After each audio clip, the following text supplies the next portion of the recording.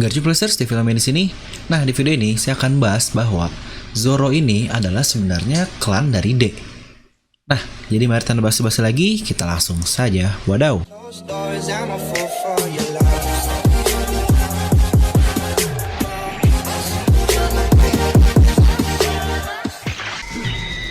Seperti biasa, sebelum lanjut ke video ini, jangan lupa untuk subscribe dan juga nyalakan bel notifikasinya ya, agar video review Nomi langsung muncul di HP kalian. Serta pastikan kalian menonton video ini sampai habis, jadi tidak ada informasi yang miss dan juga yang terlewat. Nah, pertama-tama, sebelum kalian lanjut ke video ini, dan seberapa masuk akalnya video ini pun, saya sudah yakin pasti akan banyak orang yang nge-dislike. Terutama orang-orang yang baca judul dan langsung komen, tapi nggak tahu isi dari ceritanya apa. Jadi, saya pun sudah sering baca komen-komen di suatu forum atau di sebuah website apapun. Banyak sekali yang memberi nama D ke orang-orang di One Piece tanpa penjelasan lebih lanjut. Seperti bilangnya, wih si ini D nih, si ini klan D nih kayaknya. Mungkin yang paling terakhir adalah contohnya seperti Pedro, Pound, dan Yasui. Mereka semua klan D karena dikatakan mereka mati dalam keadaan tersenyum. Kita pun tahu sendiri bagaimana mereka mati. Untuk Pound ini ternyata kita sudah tahu dia masih hidup di cover story chapter terbaru. Lalu, Kozuki Oden pun ada yang mengatakan bahwa dia adalah klan D juga, hanya karena mereka mati dengan keadaan yang tersenyum seperti itu. Dan saya pun ada yang baca bahwa Zoro ini adalah klan D, atau mungkin yang paling jelas adalah Go the Usopp. Tapi yang pasti benar-benar klan D adalah Buggy the Clown, yang tentu saja saya tahu itu semua candaan. Tapi tidak ada yang pernah membuat teori lebih lanjut mengenai Zoro adalah klan D ini. Sebelumnya, saya sedang mencari-cari apa itu kekuatan yang cocok untuk Zoro di Wano Kuni, atau mungkin power up untuk Zoro ini. Dan ketika saya baca ulang One Piece pun, saya menemukan sesuatu yang cukup menarik yang sangat terhubung. Nah, apakah kalian ingat ketika Zoro menyerang Tenryubito di Sabondi Archipelago?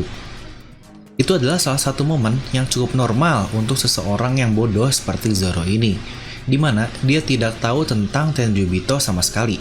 Persis seperti kaptennya, yaitu Monkey D. Luffy. Karena mereka berdua ini adalah duo bodoh.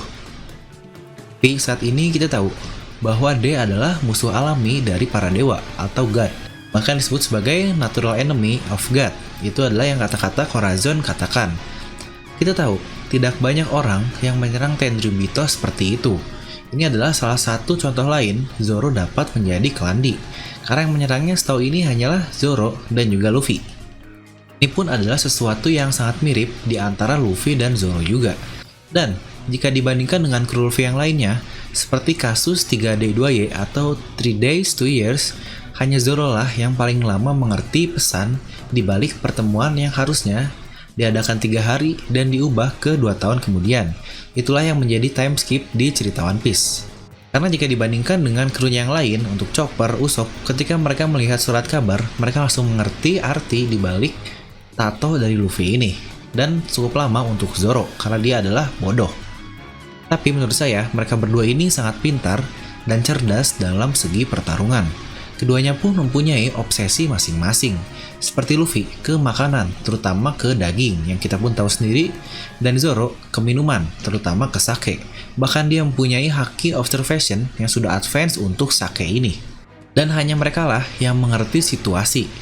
Ketika mungkin contohnya awal banget melawan Buggy, hanya Zoro yang mengerti ketika Luffy menyuruhnya pergi, tetapi Zoro tetap melawan. Lalu yang terepik adalah ketika mereka dihadang oleh Bellamy. Dia tidak menyerang karena dia mengerti situasi di sana, di mana karakter pintar seperti Nami pun tidak mengerti apa yang sebenarnya terjadi. Tapi Zoro, dia mengikuti kata-kata Luffy dan mengerti apa yang sebenarnya terjadi di pertempuran itu. Serta kita pun tahu, mereka berdua ini sering dekat dengan kematian, atau mungkin berada di penghujung kematiannya. Seperti yang kita tahu, D biasanya akan tersenyum sebelum kematiannya, ketika Luffy akan dieksekusi oleh Buggy, dan mungkin ketika Zoro melawan Mr. 3 dan dijadikan lilin, dia pun masih bisa bersantai dan membuat pose sebelum kematiannya. Lalu, ketika ditebas oleh Mihawk pun, dia sudah siap menerima dari depan dan tersenyum seperti itu. Jadi menurut saya, mereka berdua ini bukanlah orang-orang yang takut akan mati dan sudah siap untuk mati kapanpun. Jadi saya akan menyimpan yang paling menarik di penghujung video, karena saya menemukan sesuatu clue yang benar-benar cocok sekali dengan Zoro ini. Jadi pastikan kalian menonton sampai habis. Jadi, mari kita akan bahas mulai dari keluarga Zoro ini. Sebenarnya di manakah mereka? Sampai saat ini, hal yang hampir confirm adalah bahwa Zoro ini berasal dari Wano Kuni. Lalu, bagaimana dia akhirnya bisa sampai di Es Blue? Dan bagaimana dia bertemu gurunya Koshiro? Saya yakin orang tua dari Zoro ini bisa saja bukanlah berasal dari Wano Kuni. Dan mungkin saya akan menjelaskannya kenapa di video ini. Bapak dari Zoro ini kemungkinan bukanlah seorang samurai yang random atau apapun. Tapi jika dia bukan samurai yang random, kenapa kita belum diberitahu tentang bapak dari Zoro ini? Zoro saat ini dia berusia 21 tahun. Dan Kozuki Oden dia mati 20 tahun yang lalu. Kita melihat bagaimana kisah Kozuki Oden dan dia mati. Saya sudah membuat videonya lengkap dari lahir sampai mati di video sini. Jadi tidak ada clue sedikit pun tentang Kozuki Oden adalah ayah dari Zoro. Karena saya pernah membaca bahwa Oden ini bapak dari Zoro.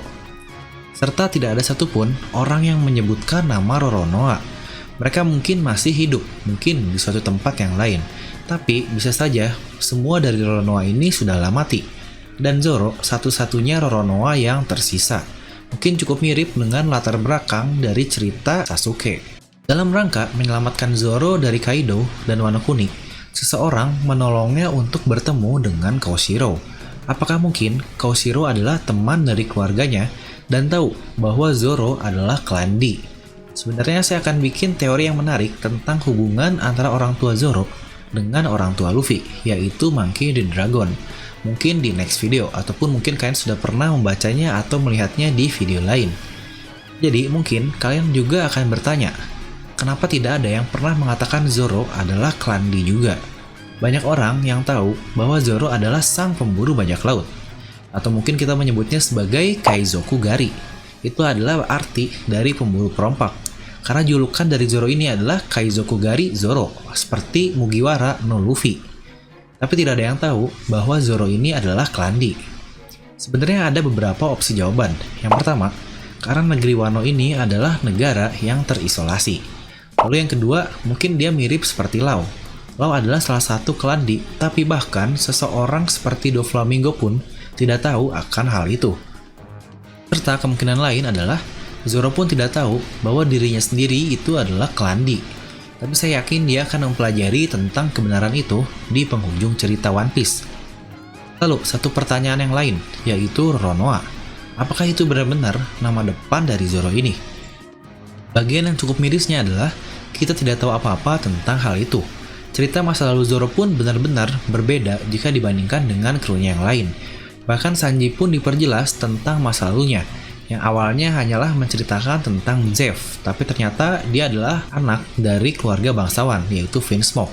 Itu berarti Sanji sendiri sudah mempunyai 2 flashback yang cukup berbeda. Jadi apakah ada flashback yang berbeda lagi tentang Zoro ini, selain kematian Kuina saja di flashbacknya? Dan apakah ada petunjuk bahwa Zoro ini adalah klan D? Oke, mungkin petunjuk pertama yang sudah saya jelaskan adalah 1. Dia menyerang Tenryubito. Dan yang kedua, dia memiliki banyak kesamaan dengan Luffy dan klan D yang lain. Dan seperti yang sudah saya katakan, hal cukup menarik tentang Zoro sebagai klan D ini, dan itu adalah dari Asura. Kita tahu, jurus pamungkas mungkin dapat dikatakan pamungkas dari Zoro ini yaitu tentang jurus 9 pedangnya, yang disebut sebagai Asura. Dan di sebuah naskah Vedic dan post-Vedic, dikatakan bahwa Asura ini adalah musuh dari dewa, atau enemy of gods. Mungkin kalian bisa lihat di Wikipedia seperti ini. Serta dikatakan bahwa para penyandang nama dia itu akan membuat badai lagi, di mana di masa depan Zoro pun mempunyai mimpi yang sangat besar, yaitu untuk menjadi sang pendekar pedang terhebat di dunia. Dan saya juga cukup yakin terdapat kemungkinan yang tinggi juga untuk Zoro ini sebagai penyandang nama D ini. Dia tidak tahu apapun tentang masa lalu dari Zoro, terutama masa kecil dan keluarganya selain singkat mengenai Kuina saja, yang akhirnya dia mendapatkan Wado Ichimonji. Dan sebenarnya itulah yang biasanya menjadi hal dari One Piece yang sangat indah, di mana momen flashback yang membuka banyak misteri, seperti contohnya flashback dari Kozuki Oden. Jadi, Asura ini sebagai musuh dari dewa, dan kita tahu, di Skypiea dia sendiri berkata bahwa dia tidak percaya kepada dewa. Dan selanjutnya yang lebih epic lagi, kita tahu bagaimana Zoro menyerang Tenryubito yang dikatakan adalah dewa dalam tanda kutip sebagai foreshadow dari Oda yang luar biasa. Jadi, sebuah momen Asura yang dibuat untuk Zoro dan momen Zoro dengan Tenryubito ini, apakah itu benar-benar clue yang ditinggalkan oleh Oda kepada kita?